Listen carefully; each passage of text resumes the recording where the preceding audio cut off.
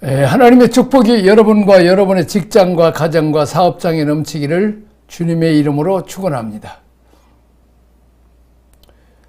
레위기 내용 이해, 이제 구체적으로 들어가는 거죠. 레위기가 이렇게 예배에 대한 것, 하나님을 어떻게 섬길 것인지, 또 우리가 신앙생활을 할 때 어떤 모델, 목표, 우리의 신앙 목적이죠. 꼴을 둘 것인지, 내가 거룩하니 너희도 거룩하라, 이렇게 말씀하신 하나님께서 예배 생활을 통해서 하나님을 닮아갈 수 있도록, 거룩할 수 있도록 우리에게 길을 열어놔 주셨습니다.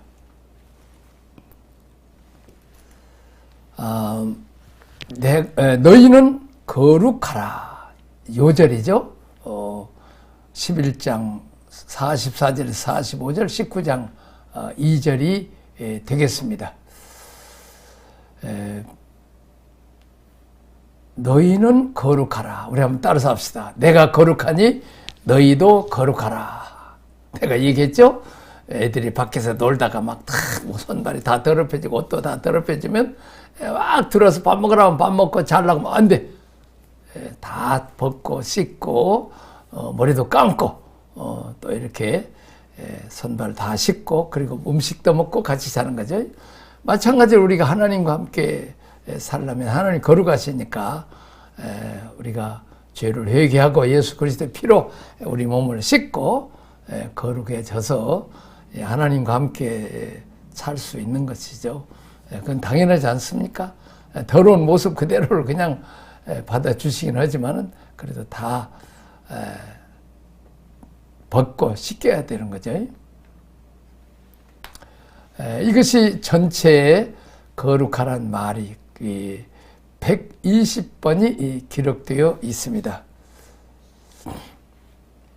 자, 두 번째 구분입니다. 구속. 1장에서 17장까지 전반부, 18장부터 27장까지 후반부로 볼 수 있는데, 전반부는 구속, 속세일이 중심이 되고, 그건 하나님께 나아가는 길입니다. 자, 하나님께 나아가려면 반드시 어린 양 예수 그리스도의 피로 우리가 씻음을 받고 또 하나님 앞에 나아갈 자격을 깨끗해져야 거룩하신 하나님 만날 수 있잖아요. 하나님께 나아가는 길, 나아가는 방법을 가르쳐 주고 있습니다. 예수님이 나는 길이요 진리요 생명이니 나로 말미암지 않고는 아버지께로 올 자가 없다. 누구든지 착하게 살면 하나님께 갈 수 있다. 이렇게 종교다원론 마치 산 위에 올라가듯이 어디서든 올라가든지 꼭대기만 올라가면 된다. 이제 그런 얘기를 하는데 아닙니다.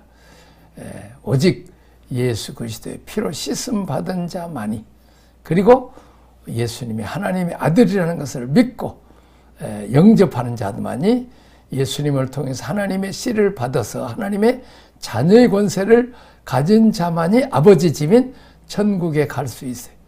아버지도 아들도 아니고 마귀의 종이고 마귀의 씨를 가진 자들이 하나님께 갈 수 있다. 아무리 어떤 종교 착하게 살아도 물과 성령으로 거듭나지 않고 예수님의 피로 씻음 받지 않고 예수를 믿어서 하나님의 자녀가 되지 않는 사람은 천국에 갈 수가 없다는 거예요. 예수님만이 생명이라는 거죠. 예수님만이 천국 가는 길이라는 거죠.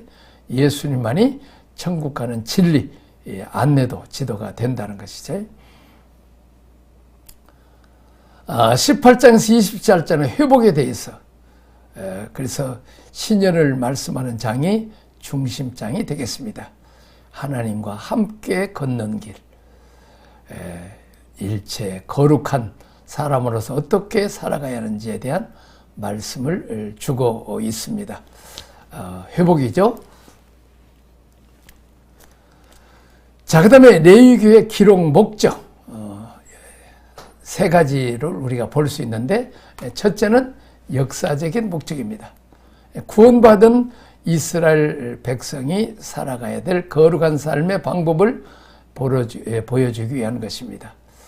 먼저 그들이 어떻게 해야 정결할 수 있는가 하는 구체적인 삶의 방향을 제시해 주고 있습니다. 자, 두 번째, 교리적인 목적입니다. 거룩하신 하나님께 나아가기 위해서는 오직 희생제사의 교리를 통해서만이 가능함을 보여주기 위한 것입니다. 그렇습니다. 예수님만이 우리의 죄를 담당하시고 십자가에 죽으셨다는 거죠. 희생제물만이 우리를 하나님께 인도할 수 있다. 이런 사실은 죄인에게 너에게 자신들의 죄가 속죄함을 받기 위해서는 반드시 중보의 사역과 희생의 사역이 있어야 함을 깨닫게 한다. 다시 말하면 나는 죄인이고 내 힘으로는 전혀 구원받을 수 없다. 오직 그 예수 그리스도를 믿음으로만 구원을 받는다는 거죠. 그걸 깨달은 전적인 칼빈의 5대 강요의 인간의 전적인 타락. 그 상태에서는 전혀 구원받아 아무리 교육을 받고 훈련을 받아도 구원받을 수 있는 길이 없다는 거죠. 다시 말하면 주님과 함께 죽고 주님과 함께 새 사람으로 거듭난 사람만이 하나님의 나라 갈 수 있다는 거죠. 제사와 절기의 상세한 규례에 대해서 말하고 있으며 희생 제물의 선택과 그 잡는 방법 그리고 제사를 집행하는 제사장의 정결 의식들을 가르쳐 주고 있습니다. 자, 그 다음에 기독론적인 목적입니다. 자, 하나님과 죄인 사이에 완전한 희생제물이신 예수 그리스도, 속죄제물과 화목제물이신 동시에 영원한 대제사장인 그리스도에 대한 예표입니다. 레위기 여러 가지 희생제물과 잡는 규례 그리고 대제사장을 통해서 신약에 오신 인류의 대속죄주이신 영원한 대제사이신 그리스도를 암시하고 있습니다. 이러한 기독론적 목적은 레위의 연구의 핵심입니다. 자, 그렇습니다. 우리가 우리가 신학교 다닐 때 답을 모르면 그냥 무조건 예수 그리스도 하면 거의 맞아요. 성경은 전체가 다 예수, 오실 메시아이신 예수님, 또 오셔서 사역하는 그리고 이제 장차 오실 메시아에 대해서 얘기하는 곧 예수입니다. 하나님 앞에는 독생자 예수 그리스도만 얘기하면 그냥 무사통가요. 예, 그의 피만 잡으면 돼요. 자, 그렇습니다. 한편에 있는 강도 하나도 뭐 선한 일 한 일도 없고 예수 믿고 하는데 선한 일 없고 없어도 십자가 달리신 예수님 발사 그 예수를 믿을 때 오늘 너와 함께 내가 낙원에 있으리라 바로 천국 가는 축복을 받습니다. 놀라운 구원의 은총이라는 것이죠. 자, 그 다음에 레위기의 내용을 정리합니다. 다시 봅니다. 1장에서 17장 전반부에서는 희생제사를 다루고 있습니다. 피를 통해서만이 하나님께 나아갈 수 있기 때문입니다. 대제사장도 아무리 좋은 옷을 입고 하나님 가르쳐 주신 옷을 입어도 자기를 위해서 피의 제사를 드려야 돼. 그리고 씻음 받아야 그의 피공로를 의지해서 지성소에 들어갈 수 있는 거죠. 그리고 지성소에 들어갈 때도 피를 가지고 갑니다. 그래서 이제 시은자 이제 속죄판에다가 피를 뿌림으로 전 이스라엘 백성이 다 죄가 용서를 받습니다. 그래서 제사장이 하는 역할이 중요하죠. 피라는 말이 레위기에 87회가 나옵니다. 사실 레위기는 희생제사의 책이라고 또 말할 수 있겠습니다. 자, 그 다음에 대속의 제물이 있어야만 하나님께 나올 수 있다고 하는 이 피의 복음을 얘기하고 있죠.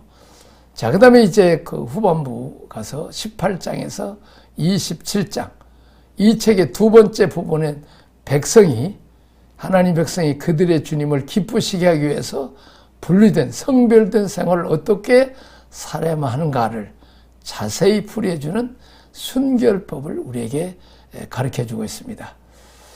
우리는 그리스도의 피, 즉 죄로부터 우리를 깨끗게 하시는 완전한 희생 제물이 필요합니다. 그분이 바로 우리 주님 예수 그리스도. 그분이 세상 죄를 지고 하나님의 어린 양으로서 그 유월절의 희생 제물로 골고다 언덕에 십자가에 못 박혀서 희생 제물로 죽으신 것입니다. 얼마나 정확합니까? 딱 그날 그 유월절 때 양으로 돌아가신 거죠. 그것도 어디? 아브라함이 이삭을 모리아 산에 사흘길 가서 하나님이 지시한 땅이 바로 그 예루살렘이에요. 또 다윗도 속죄 제물을 드릴 때 성전을 지을 때 솔로몬 성전도 바로 그 골고다 언덕이고 모리아 산이고 또 거기에서 예수님이 십자가 이삭이 모리아 산에서 희생 제물로 죽으려다가 이제 하나님 은혜로 살았지만은 하여튼 바쳐진 거죠.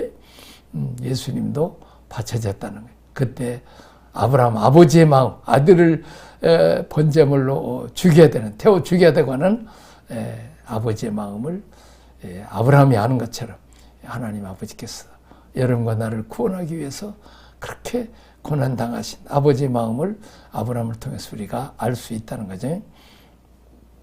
자, 그리고는 말씀에 순종하여 오늘날 이 악한 세상에서 순전함과 거룩함으로 행해야 된다는 것입니다. 자, 그 다음에 그 다섯 번째 레위기 이해를 위한 모세오경 기본 구절을 보겠습니다. 창세기, 출애굽기, 레위기, 민수기, 신명기, 이 모세오경은 다 연결이 되어 있죠. 모세오경의 앞뒤 전을 우리가 좀 이해해야 레위기의 위치를 우리가 알 수 있습니다. 첫째는 창세기죠. 창세기는 창조주 하나님, 그 하나님의 형상, 하나님의 대행자로 창조된 사람에 대한 얘기가 나옵니다. 우리가 도이벨트라는 신학자, 성경적 세계관에서 첫째는 창조가 되었고 아담의 타락, 그리고 예수 그리스도를 통해서 구속하신다는 창조, 타락, 구속의 구조로 이렇게 되어 있다는 것입니다. 자, 1장, 2장은 창조를 다루고 있죠. 1장에서 사람은 하나님의 형상대로 창조하시고 생육, 번성, 충만하여 땅을 정복하고 다스리라고 말씀합니다. 사람이 하나님의 형상, 씨를 가지고 태어났죠. 다시 말하면 그 흙에다가 생기를 불어서 생명이 되었다. 또 하나님으로부터 생명을 받은 거죠. 하나님으로부터 씨를 받아서 그 씨를 확산시켜서 생육, 번성, 충만하게 하는 거죠. 그리고 또 이제 다스리는 통치권을 준 거죠. 짐승들 다스리고 땅을 다스리고 이렇게 세계를 통치하는 말씀이 바로 1장에 나와 있습니다. 자, 2장은 하나님과 함께 거했던 에덴 동산, 하나님과 타락하기 전에 동행했을 때 에덴 동산에 나타난 특징들을 말씀해 주고 있습니다. 자, 그 다음에 두 번째는 3장에서 11장까지는 타락입니다. 타락. 3장은 아담과 하와의 타락, 인류의 타락이죠. 대표자로서 타락했습니다. 자, 여기서 보면 아담과 하와가 선악과를 따먹을 때 그 아담과 하와의 몸 안에 들어있는, 그 씨 안에 들어가 있는, 우리가 다 그 씨 안에 들어있기 때문에 거기서 함께 우리도 선악과를 따먹는 죄를 지었다는 거죠. 이 대표자의 원리입니다. 그 고종 황제, 또 어떻게 보면 이완용이가 나라를 팔아먹으면 그냥 다른 백성들이 나라 팔아먹은 거 아니에요. 그러나 대표자가 팔아먹은 거죠.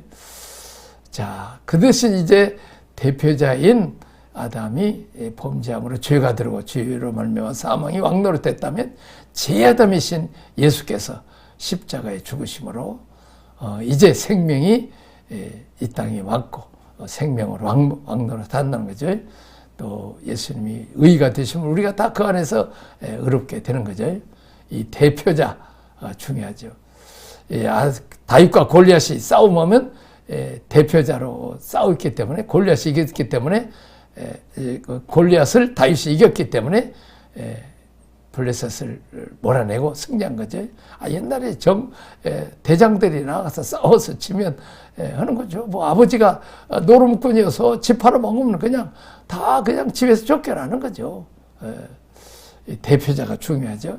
그래서 교회 대표자, 나라의 대표자, 대표자들이 중요합니다. 가정의 대표자, 가장의 책임이 무겁죠. 4장은 가인의 타락, 6장부터 9장까지는 노아시대의 타락, 11장은 바벨탑 사건으로 드러난 인간의 교만의 타락을 말씀해 주고 있습니다.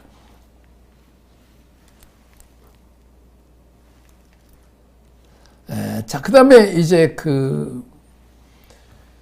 12장부터 50장까지는 우리가 구속을 다룹니다. 아담과 하와가 무너뜨린 이 하나님의 나라를 아브라함을 하나님이 선택해서 한 민족을 이루게 하시고 이스라엘을 통해서 세계를 주님께로 돌릴 계획을 가지고 계셨습니다. 구속주 예수님이 오시는 일을 위해서 아브라함과 이삭과 야곱, 요셉의 쓰임을 받습니다. 아브라함과 다윗의 자손 예수 그리스도로 오셨다는, 아브라함의 씨로 오셨다는, 육신으로는 물론 이제 영으로는 성령으로 잉태되었지만은 그렇습니다. 우리가 성경을 이해할 때 이렇게 전체적인 틀을 이해하는 게 중요합니다. 나무를 보는 것도 중요하지만은 이 전체 나무들이 모여 있는 숲을 보이는 게 중요합니다. 우리 성경 공부를 항상 우리가 전체 구조들 숲을 보여주고 한 장 한 장씩을 이렇게 나가고 한 절씩 나아갑니다. 성부하는 공부할 때 우리는 이렇게 전체 그림을 보여주고 하는 게 좋습니다. 우리 서울시 지도를 보여주고, 그리고 이제 서울역에 내리면 퇴계로, 을지로, 청계천, 종로 이렇게 나누죠. 그렇게 그 길을 알아야 또 1과 2가 알 수 있잖아요. 그렇습니다. 여행할 때도 뭡니까? 지도를 보고 또 이렇게 해서 보면 또 재미가 있습니다. 우리가 내비게이션 따라가는 것도 물론 중요합니다만은 전체적인 지도를 보면 좋겠습니다. 이렇게 우리가 학교도 들어갈 때도 어떻게 공부를 하고 과목은 어떻고 또 언제 시험 보고 이렇게 오리엔테이션이 꼭 필요하죠. 그렇습니다. 이 원리를 잘 알고 하는 것이 중요하죠. 우리가 내 위치를 잘 알아야 됩니다. 자, 그 다음에 두 번째 출애굽기입니다. 출애굽기는 하나님의 거처로 세우기 위해서 이스라엘을 구원하심. 29장 45절, 46절의 중심 구절이 되겠습니다. 자, 1장부터, 출애굽기 말입니다. 1장부터 11장은 하나님이 이스라엘을 찾아오신 사건, 이것은 우리를 은혜라고 말합니다. 하나님이 찾아오는 게 은혜예요. 항상 은혜가 먼저이고, 인간의 수고나 노력이 먼저가 되어버리면 이게 율법주의가 되고 공로주의가 돼요. 천지 창조도 하나님이 다 해놓고 마지막에 창조했어요. 만일 둘째 나라, 셋째 나라 했다면 인간이 지가 천지 창조했다고 다 까불고 장난하고 저기 나타날 거예요. 그렇습니다. 다 우리가 태어나기 전에 엄마 아빠가 다 준비해놨어. 그냥 받아 은혜만 누리는 거죠. 축복만 누리는. 그래서 부모의 은혜를 우리가 못 잊고 효도하는 거죠. 자, 은혜입니다.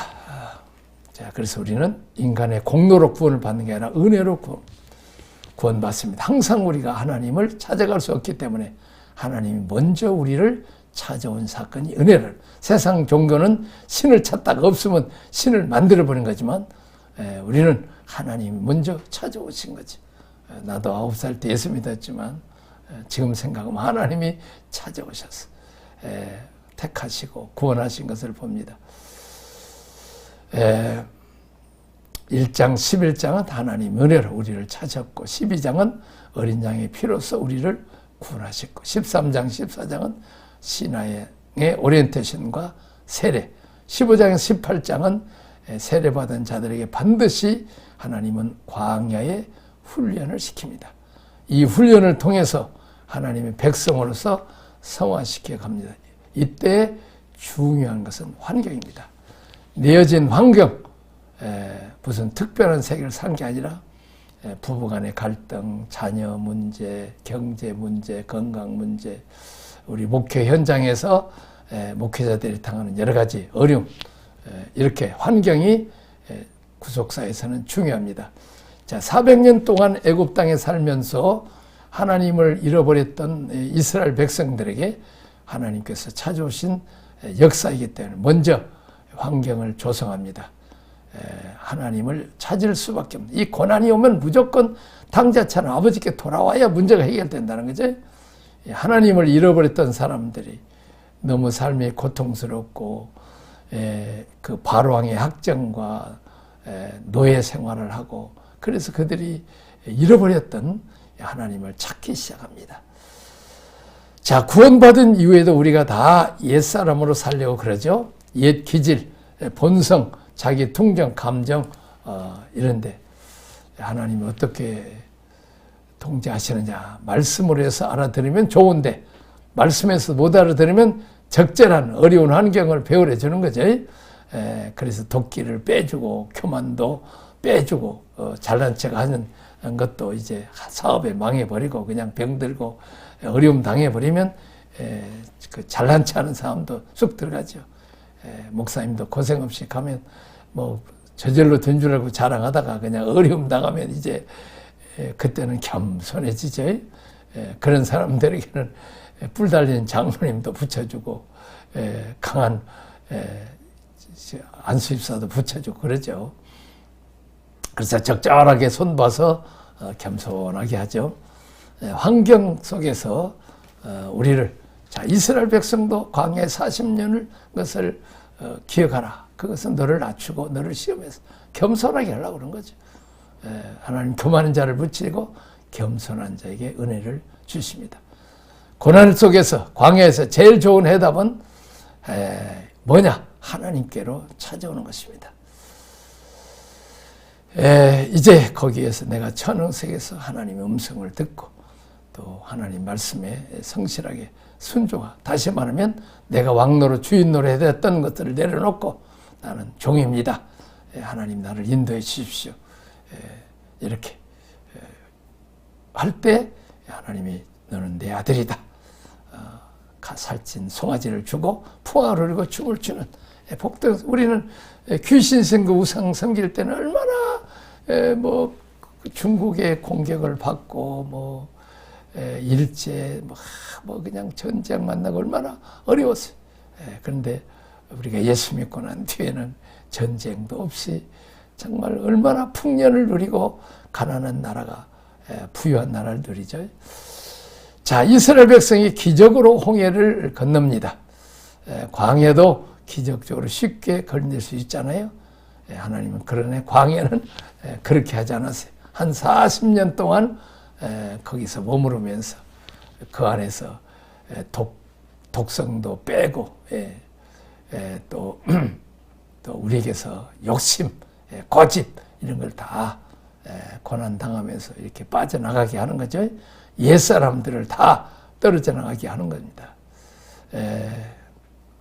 자, 우리가 코팅된 이 종이에다가 물을 부으면 흘러가 버리죠. 그러니까 코팅을 다 벗겨야 되죠. 이것이 이제 껍질 벗기는 훈련이죠.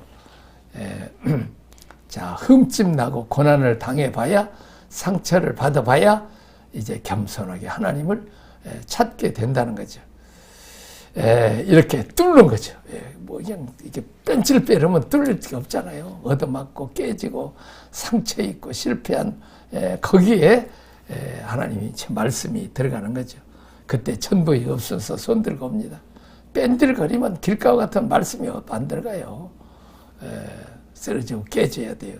또 병원에 가서 수술도 좀 받아보고 들었다 놨다 교통사고도 나보고 해봐야 그때 이제 하나님 앞에 나오게 된다는 것이죠. 자, 이렇게 고난을 통해서 목회자들도 만들고 또 성도들도 만들고 교회 중직자들도 만든다는 것입니다. 자, 이게 광야의 훈련이고, 그 다음에 이제 19장부터 24장까지 시내산에서 하나님을 나타내서 하나님 자신은 십계명을 주시죠. 자신의 원칙, 나는 누구다. 또 이렇게 보여주는 일을 합니다. 그리고 이제 어떤 삶의 원칙을 이렇게 계속 얘기하고, 또 그 다음에 25장에 40장까지는 반복적인 또 이렇게 하나님 앞에 가서 성막 예배를 드리고, 나중에는 이제 지성소까지 들어가서 하나님과 교제하면서 이제 하나님 많이 닮아서 하나님 섬기고 사람 섬기고 온 세계 사람들 섬겨서 이렇게 또 교회를 잘 섬기는 그런 이제 세계적인 눈이 떠지고 하나님의 아버지가 되고 또 아버지 성품을 닮고 장자가 되어서 아버지의 이제 상속분을 받아가지고 회사를 다려서 수천 명, 수만 명 직원을 거느리듯이 장성한 분량에까지 예수님까지 닮아가서 나중에는 천년 동안 또 아니면 영원토록 주님과 함께 왕래하는 이런 축복이 있기를 주님의 이름으로 축원합니다. 기도하겠습니다. 하나님 아버지 감사합니다. 오늘 또 레위기를 통해서 또 이제 레위기 앞뒤 창세기 출애굽기를 통해서 이렇게 배우게 됩니다. 또 우리가 광야를 통해서 겸손하게 낮아지고 하나님 말씀에 순종해서 당자처럼 아버지께 돌아와서 마침내 복 주시려고 또 성숙하면 귀하게 쓰시려고 또 장자 삼으셔서 이제 회사를 상속하시는 하나님 나라를 상속하는 귀한 은혜가 있게 하여 주옵소서. 예수님 이름으로 기도하옵나이다. 아멘.